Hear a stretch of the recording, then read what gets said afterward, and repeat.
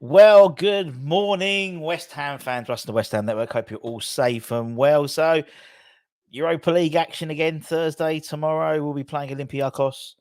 Olympiacos. There's no R in it. Olympiacos. See Dimitris looking really Olympiacos at the London Stadium in what is now a must-win game, I think, for both sides, really, in terms of qualification. And in a sort of Groundhog Day type thing, we obviously had Dimitris from Gate 7 International, and we've got him back on. There he is. He's back for his second appearance in 2 weeks. Hey, How are we doing? I'm good, thank you. Thanks for having me back again. Pleasure. Is it starting to get cold in New York yet? It started to be weird. Like climate change. Yeah, has hit hard here. Last Saturday, for example, like 2 days after the first leg that we had, it was 27 degrees. Yeah. 2 days later, it was 8 degrees. Yeah. Yesterday it was 10 degrees. Today it's 20. Tomorrow it's going to be 11. Like it's very, very weird. It's genuinely climate change is a whole different level than I've ever experienced in the UK. I think this summer though, I think this sort of like the summer and it sort of led into September and October. I think even in October we were still hitting like 27, which for the UK, as you well know, is like crazy for October. And then exactly next week it's like 5. I think the seasons are definitely moving further. They're merging into one, isn't it? It's just one season.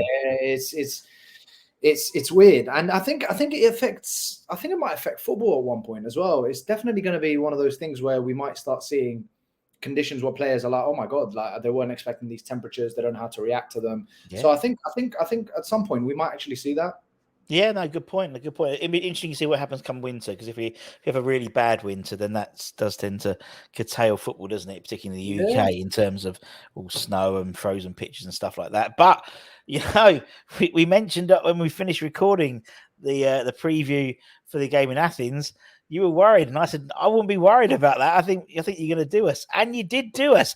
The 17 game undefeated streak in Europe, the longest ever in English history, has gone by Olympiacos. What about let's talk about the game. Talk about that game particularly. I mean, I think I speak for a lot of our fans when I say that was arguably our best game of the season. We were so good that I think it sort of surprised us, but also what surprised us, no offense to you guys, is how bad we ended up being. Yeah, it's the worst game I've seen us play all season. It was the worst game. West Ham was shocking. I'm so sorry. Apart from the last 10 minutes where suddenly you started thinking, oh, we should actually play, it was really bad. And I think a lot of the Hammer supporters, I think, sort of had a go at Moyes for the team selection, and were like, a lot of the B team weren't up for it, and just sort of shows that maybe you need to play the fringe players a bit more, because when they do get the opportunity, they're not up to that level that they need to be. So maybe that's what it was, that you see, the teams that take Europa League or the League Cup or whatever as a lesser competition, and they use their fringe players. Those fringe players don't perform because they haven't played as many minutes. True. Yeah. In games. So that's what it could have been. It was a strange one, because like we've taken, I mean, when we were talking like about that, when we were previewing the game in Athens, we were talking about it, and I thought we'd go really strong, because I thought actually, Olympiacos are the most prestigious side we've been drawn against in the group stages across the 9 teams we've been drawn against in the 2 Europa League runs and the conference. We've had a bit of a bum deal, like no disrespect, but like Ghent and Dinamo Zagreb and even TSC and people like that. Olympiacos was like a prestigious European side. And I thought when I saw the team sheet, I remember me and Holly, we were looking at it. As soon as it came out, I thought we were in trouble here, because it was like when we played Freiburg, we had like Paqueta, we had Alva, we had like literally the full side out. And I thought we were going to go balls out for this one, and we didn't, and we paid the price. And now this group is wide open now. And it's not just that, the fact that not just the name of Olympiacos, even if it was a village team, even if it was Topola, in my opinion, I think West Ham should have gone into these 2 games with Olympiacos and gone, full tilt, win both definitely. games. That's it. You win both games, you're on 12 points. Yeah, I think that's pretty much secured first place. I mean, unless something crazy happens and you lose by a big margin to Freiburg or something like that, you've pretty much secured it. So I was really surprised that they didn't do that, because then you can have two sort of dead rubber games at the end where you're not expecting much. So, but now, as you said, the group's wide open. I mean, before at the start when the draw was made, I was thinking, okay, Freiburg's our competition for second place. Now I'm thinking, oh wow, if we get a result in London, I'm starting to think, okay, we need to be looking at West Ham as well. We could either or, whoever drops points. Either or. And to be honest, having a quick, obviously we're recording this on Tuesday night, and having a quick look at, the Champions League tables at the moment, if it finished today, we'd have, it's about winning the group, because you've got Man United, Sevilla, Braga, Salzburg, and you got Feyenoord, Newcastle. You've got some big teams will drop into the Europa League potentially. So it's that second place. It's about winning the group, because you missed that next round at playoff group, and it's imperative, I think. And as you said, now one not lapse in concentration by Moyes, but one duff team selection has thrown this group. Now West Ham literally have to play our full side pretty much for 2 games for until December, really. Because we've obviously got you guys, then obviously we got the Carabao Cup, and we've got obviously then we've got Freiburg and as well, and TSC, and we've got every game now. We're gonna have to play our strongest side. Maybe not necessarily the TSC game, but definitely your game and the Freiburg game. It's it's really sort of put the cat amongst the pigeons, really, I think, and it's was the real catalyst for this massive hysteria, not hysteria, but fans are really ramped up on Moyes out now, and it's and that game epitomized it, I think, to be honest. The thing is, that was followed by 2 bad results in the Prem for you guys. Yes, exactly. And both. I mean, Everton are a team that would just, in my opinion, would just about avoid relegation, just because there are 3 teams worse than them. You should not be losing at home to Everton. No. And the Brentford game, I mean, I didn't watch it, but just getting those notifications, I was just like, oh my God, what is going on? Like, who's crazy? Now in the lead, then Brentford and it's coming back, and what's going on? But then sandwich in between that, you've got the Arsenal win.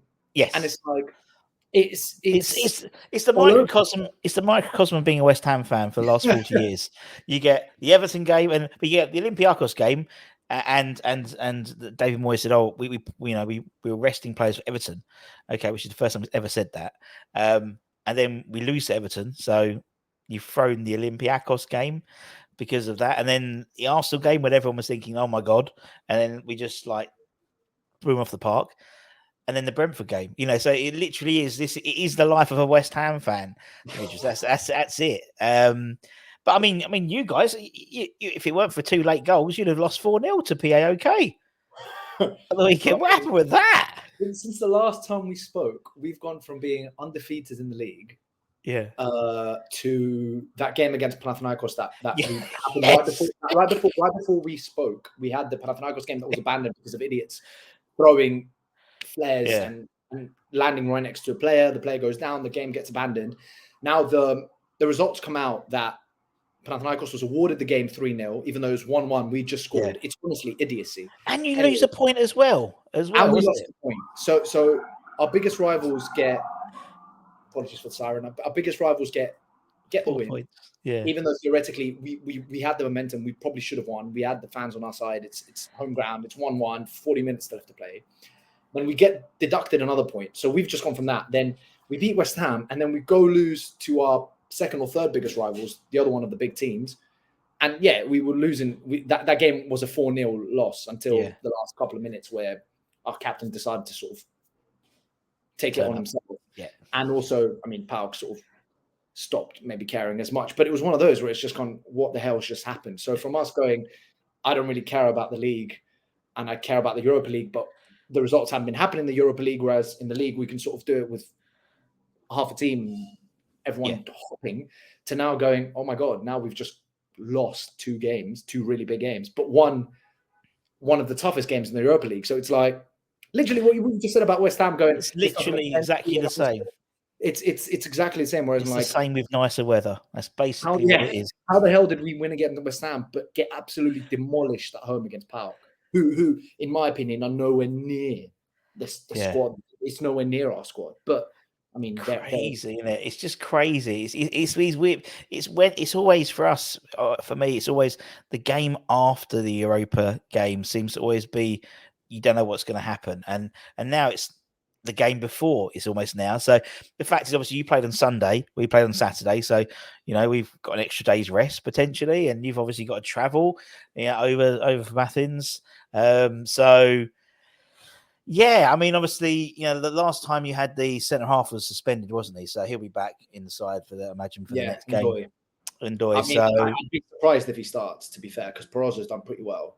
Yeah, I mean, theoretically, I'd be surprised if Ndoye starts because he wasn't even a starter in the first place. He just took over because no one was sort of stepping up in that second position. So it's not a huge plus that he's back. It's not like we're missing Van Dijk for Liverpool or something like that. I gotcha. And by all accounts, we might be shifting a few more tickets. It was like on Sunday. It was about 15,000 left, and now I think it's only like 8,000 or 7,000 left. So we could have it should be a good atmosphere. It should be a good atmosphere. Obviously, it was a hostile, crazy atmosphere. In Athens. You had the tifo. Tonight you dine in hell. I've created R1. This is R1. Tonight you dine on pie and mash. That's good. I'm gonna get that. I'd love pie right now. Like that looks lovely. Like a steak and nail pie. My God. Oh, good old Ray Winston. But yeah, it was a really hostile atmosphere, wasn't it? I mean, it was, and I honestly think some of the players froze in that atmosphere as well. They really were the 12th man. You get that proverbial 12th man, but you could hear it in the people I know that went there. The West Ham fans, they said it was a fantastic atmosphere. You could feel it.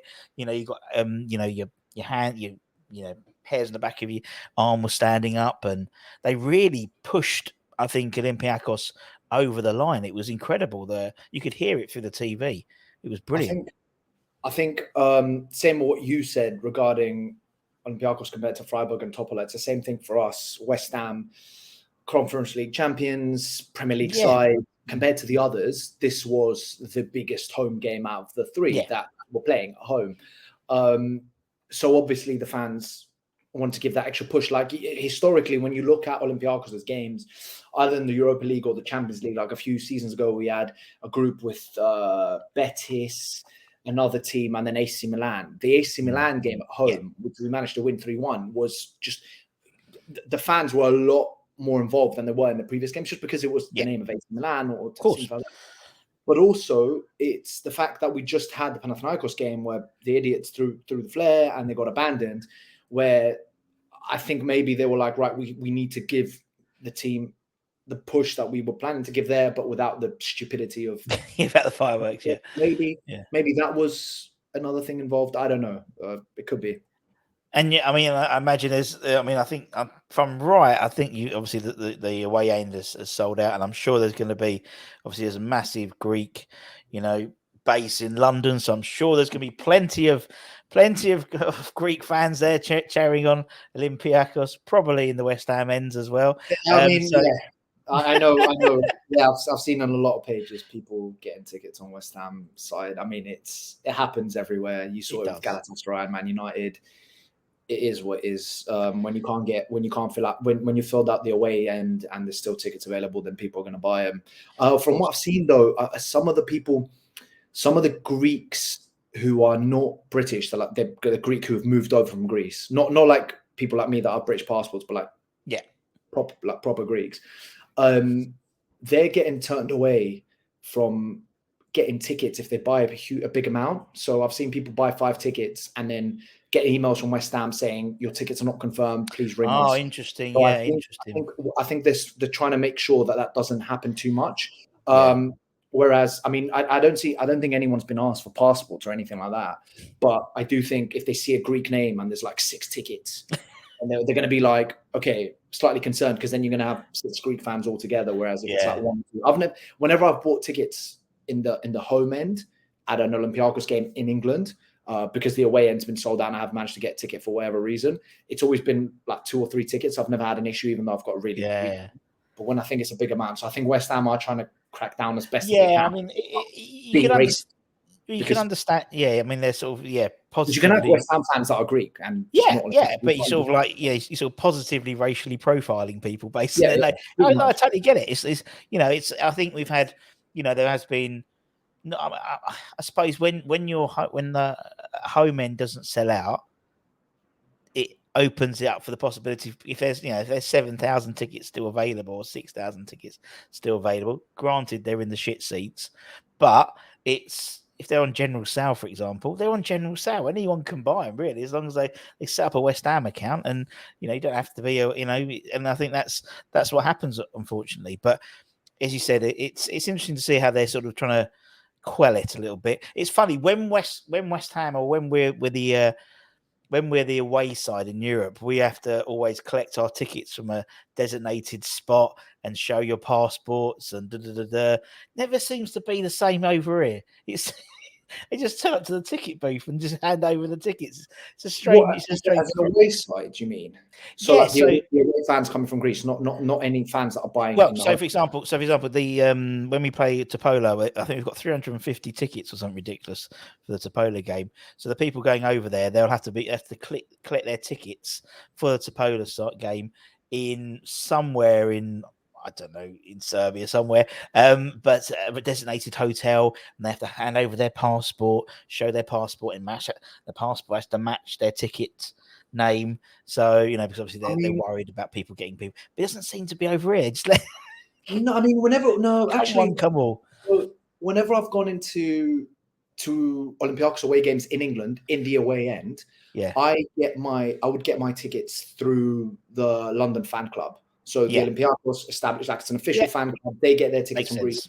They would always ask us for our passports and our members cards to like memberships for Olympiacos, our passports to match with that. And then if we're getting extra tickets, their passports too. Yeah. So, but we get them, but then we go pick them up from the club. It's not like we have to go to a specific hotel in London. Yeah. So I think with the away European games, there is a little bit of that. Sort of having to prove your identity and stuff like that in case any trouble, and then they can find the people responsible. They were sitting in seats. Yeah, totally. No, you totally get it. Particularly the situation, obviously, the Freiburg game when we have no away fans because of the instance at Alkmaar and Fiorentina and stuff like that. So I totally understand it. It's just quite funny. It seems, it seems it's always. But I suppose it's just the name of West Ham. It does tend to sort of bring connotations, unfortunately. So in terms of Thursday, what are your thoughts? Because last time when we chatted, you were like, and actually you did call it. Afterwards you did say it was going to go 2-0 up, and then we'd my hopeful prediction, and it actually worked. So in terms of the reverse fixture, what's going to happen from your perspective? I mean, I'll be very surprised if Moyes doesn't put out a full-on West Ham side, because if they mess this up, it's not just first place that's on the line. I mean, you might not even qualify at the group; you might end up in the Conference League. So I'm expecting a very, very strong West Ham side. I'm expecting Olympiacos Martinez not to have. When you like circle games in the calendar and you're like must win this. I reckon out of all the games in the group. And out of all the games from August when the season started until December, this is probably the game where he goes least likely to get anything out of it, least important. Just because of like, there's always the hardest team in our group away.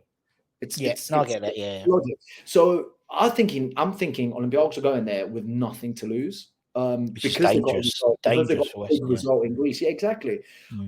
At the same time, they go in there with something to prove as well because of how shockingly bad we were on Sunday against Pau. So I think they want to give the fans something, and there's going to, as you said, there's going to be a big Greek contingent. Like the games that we've played the past few years in England, we've done well, man. We've beaten Arsenal away from home on the last 3 occasions. We beat them 3-2, 2-1, and 1-0. We lost 4-2 to Spurs, but we were 2-0 up, and that was just a complete like capitulation, like we shouldn't have.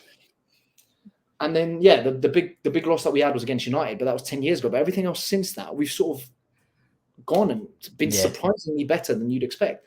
So I think West Ham are going to win, but it's not going to be as easy as I would have said it would have been 2 weeks ago. Yeah. So I think it's going to be. I think we're going to give you a tough game. Like honestly, I honestly think we're going to give you a tough game. Oh, I've no doubt. I think it's going to be fascinating to see what we do. It's going to be fascinating to see the side Moyes puts out, but not just the side, but the way and the manner we play. You know, is it going to be like the Arsenal game where we were just ferocious, or is it going to be the Brentford game where we hang off and let you guys play with the ball? I don't know. So we just don't know. Obviously we from the Brentford game, obviously Paqueta and Alvarez were both suspended, so they'll be back. I imagine they'll be back in the side. So that's something to prove. And I just don't know. I'm really excited. It's exciting because you just don't know what West Ham's going to turn up. And as I said, I'd be surprised if you don't play like you did against Arsenal. I'd be surprised if you let us off the ball. Yeah. At home, I'd be very surprised. But the thing is that even at home we play the low block, and so it's but again, I think it's against the type of opposition. I'd be I don't know, because I'm expecting us to go there and give you a game, but also I'm worried that they might be giving you too much respect and we might be playing the low block, we might be sitting back. So we're just going to kick off and leave the ball in the centre spot. No, you have it. I'll take a 0-0. Honestly, that would put us on 5 points. You'd be on 7. Yeah. Freiburg are probably going to win. They'd be on 9. I mean, if we get 4 points out of the West Ham games, I mean, who would have thought? I would literally, if you said to me, forget about the game, cancelled right now, 0-0, I'd be like, yep, let's go. Done. Yeah. Don't even need to see it. Yeah. I think it's going to be fast. I mean, it's fascinating. As I said, I think, Freiburg should beat Topolo, and obviously, it could even if it's. I mean, I'd like to think we're going to win, but at the end of the day, we just don't know. You just don't know what West Ham's going to turn up. It could be a draw easily. I don't think we'll lose. I think we'll get points, but depends if he plays Mikel Antonio. Depends if he plays Tommy Souček. He doesn't. We just don't know, because obviously then we play your owner's Premier League side on the Sunday. So it's like. Maybe he'll just get the Premier in Stratford. He doesn't have to go home or anything, or go any. He can just turn up to both games, same seat. They did quite well. Didn't they win on the weekend 2-0? They beat Villa. They beat Villa. Yeah. So typically they just turned into form just as they play us. So they're going to be. It's not going to be an easy game, which theoretically should have been for West Ham, because I mean Forest would have been one of those teams fighting to stay up, but after coming off a big result against Villa, so. Never easy. It's always when a side is just about to come into form, or a player hasn't scored for like 20 games. Neil Mopai, for example, he scored on the weekend, and he hadn't scored for like a million games for Brentford. Wait for West Ham to turn. Burnley, we got Burnley away. Burnley have lost their first 6 games at home. First time ever that's going to happen. Welcome to West Ham. We had our right back score against you. Yeah, exactly. I mean, it was a big and it probably shouldn't have been. No, man. I thought, there was some standout performances. I thought your right back was fantastic. I thought was it Fortunas? Our captain. Yeah, the one who scored the screamer, the first one. Yeah, wow, fair play. And Podence, we're going to get with Podence as well. He was nippy. He was frustrating. He was just there, just nipping at everyone's ankles, basically. But it was the big difference that we had, which is what the fans have been calling for, is he stacked the midfield a lot more. So he didn't play with the wingers that he's used to. He stacked the midfield with an extra 6 in there, which is what a lot of us have been calling for European games and big Greek derbies. Because we don't necessarily need, a sort of skillful winger or someone who's going to cut inside as much. You need more of like to win that midfield battle, and I think that was the difference.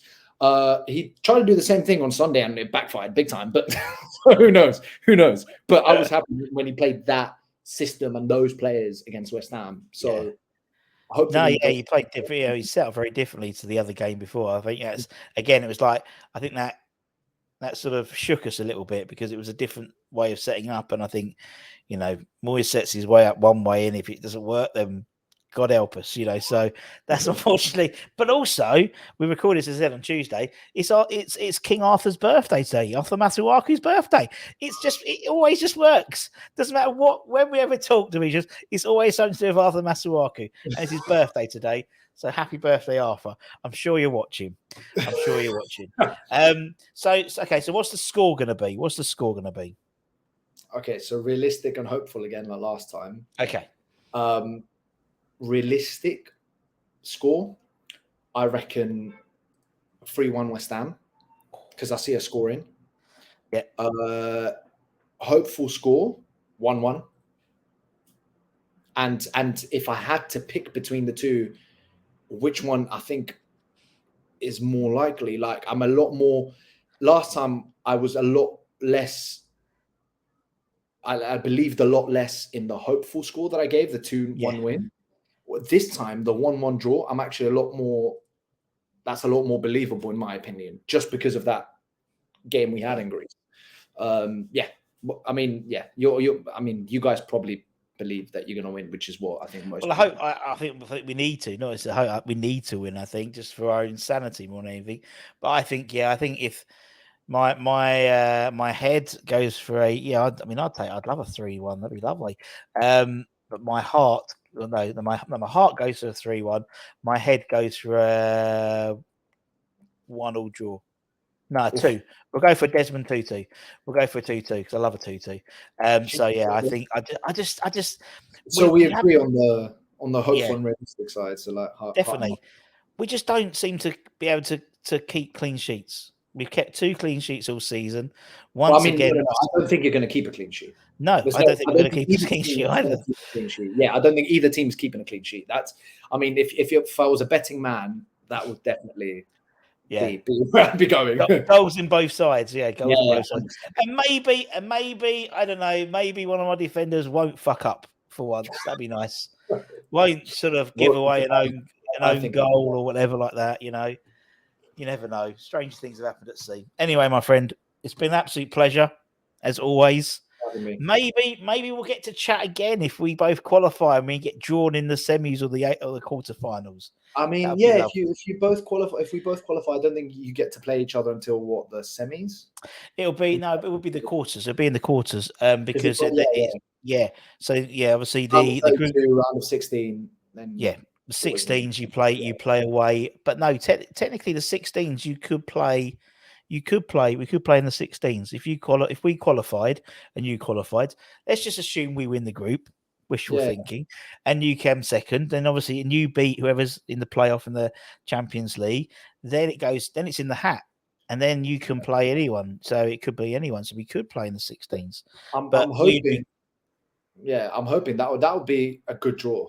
That would be a fun draw, because now that we've done it, I'd happily have. And there's something about knockout football as well. And the only thing is, you'd be with that. We would have the second leg at home. Yeah, because that's what you get for winning your group. But and that's what I love. It's those 2 legs, and it's always having that second game at home, so you know what you've got to do. Exactly. Otherwise it's like it's only half time and it's a bit sort of weird. And but anyway, let's hope, my friend. It'd be good. Be good. No, I'd rather have West Ham qualify out of the others, just because. Yeah, the more English side, the more chance for me to go watch a game as well. Totally, you might be back over in Blighty. Exactly. I'm praying if we finish second, I'm praying that United or Newcastle, one of them two, into the round of 32, which I know will be a tough draw for us compared to some of the other teams like Salzburg, for example. But I mean, it's a fun away day. I mean, the whole thing with the West Ham, I would have happily gone. It's really annoying because it was in London a few weeks ago and I couldn't fly again, just so close because of just money. That's the issue. Otherwise, I would have happily gone. If I wasn't there a month ago, I would have gone now. Well, it's like the guy I do the channel with, Anton. He's Scottish and he was well, he had his ticket, but unfortunately the rail strikes in Scotland, they've just announced them, so he can't come. So he's gutted. So because he hasn't been, I don't think he's been to any this year, any of the European games, and they're always good fun. But anyway, hopefully we'll get to meet in person. We'll get to meet in person when you're back in Blighty. We get you drawn in the last 16. Perfect, sorted. It's been a pleasure. I hope so. It's been an absolute pleasure, man. Have a great rest of the day. And also, don't forget, guys, to check out Gate 7 International. Great bunch of guys, all from all over the world, all Olympiacos friends and Greek fans, non-Greek fans. Even if you don't speak Greek, then that's what we're here for. We do all our news in English. Good. And also, if you're not a Greek fan, we have plenty of those Olympiacos. We may not be Real Madrid or Barcelona, but we do have a growing fan base all over the world. So check us out. And that's on all socials. Brilliant. And obviously, if you're new around here, don't forget to like, comment, share, and subscribe as well. And for me and Dimitris, take care, stay safe, stay warm, stay humble. I wish you all the best after Thursday, Dimitris, for the rest of the season. And come on, you Irons. And what is it? What's the? I forgot. You told me last time. Bama Thriller, let's go. Bama Thriller, which means let's go legend, because that's our nickname. Oh, the legend. Arguably the most humble nickname in the world. Yes, the legends. That's it. The legends. Well, we're massive, so there you go. So there you go. Everywhere you go, you're massive. That's what it is. Exactly. Massive compared versus the legends. Take care. Stay safe. See you all soon. Bye-bye.